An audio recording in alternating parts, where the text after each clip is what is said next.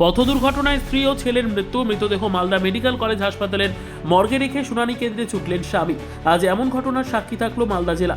মালদার গাজল থানার খড়দহিল এলাকার বাসিন্দা এমডি ইয়াসিন আনসারি কালিয়াচকের সুজাপুর ৯ মৌজা হাই মাদ্রাসার শিক্ষক। তিনি কর্মসূত্রে এই কারণে সুজাপুরে পরিবার নিয়ে থাকতেন ওই শিক্ষক। নামের বানান ভুল থাকায় আজ শুনানির ডাক পড়েছিল স্কুল শিক্ষক এবং তার স্ত্রীর। সেই কারণে গতকাল রাত্রে স্ত্রী হালিমা খাতুন এবং ৯ মাসের পুত্র সন্তান আরিফ হাসানকে সঙ্গে নিয়ে বাস ধরবে বলে টোটো করে আমবাজারে আসছিলেন। ঠিক সেই সময় সুস্থানী এলাকায় নিয়ন্ত্রণ হারিয়ে টোটো উল্টে ঘটনাস্থলে স্ত্রীর মৃত্যু হয় এবং হাসপাতালে পুত্র সন্তানেরও মৃত্যু হয়। এই পরিস্থিতিতে দাঁড়িয়ে মা ও ছেলের দেহ আজ ময়না তদন্ত বিভাগে রেখেই শুনানি কেন্দ্রে ছুটতে হয় স্বামীকে।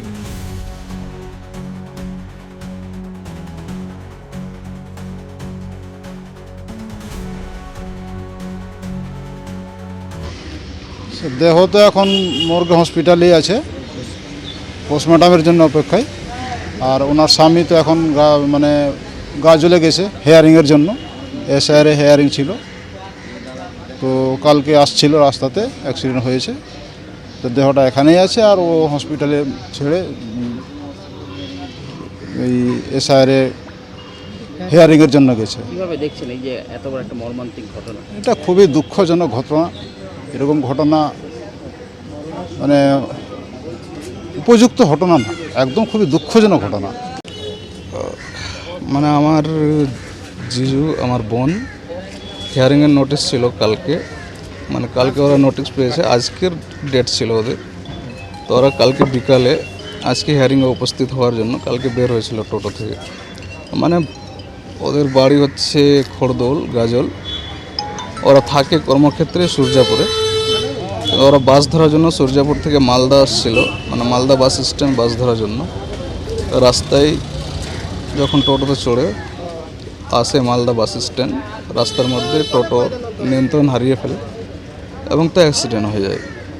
এবং টোটোতে চড়ে থাকা ওদের পুরো ফ্যামিলি পড়ে যায়।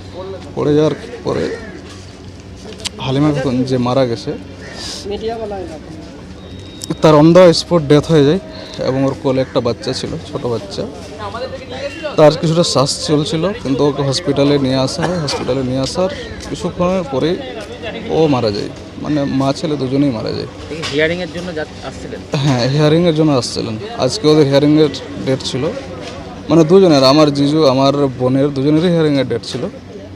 এখন আজকে যেটা ডেট, ওখানে আমার বোন তো চলে গেল, কিন্তু আমার জিজুকে ওর মৃত্যুদেহ হসপিটালে পড়ে আছে। এই অবস্থাতে হিয়ারিংয়ে উপস্থিত হতে হয়েছে এবং উপস্থিত হয়ে গেছে। এটা কি ঠিক, কিভাবে দেখছেন মানবিক একটা দিক?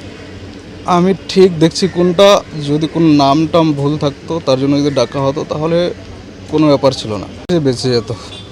কেন যে হিয়ারিং যদি না আসতো তাহলে তো এরকম কোনো ঘটনাই ঘটতো না। এখন কি তাহলে দেহ বডি ক্লাইম করতে পারিনি, এখনও পোস্টমর্টম হয়নি, এখনও অপেক্ষায় আছে। ব্যুরো রিপোর্ট, উত্তর বাংলা সংবাদ।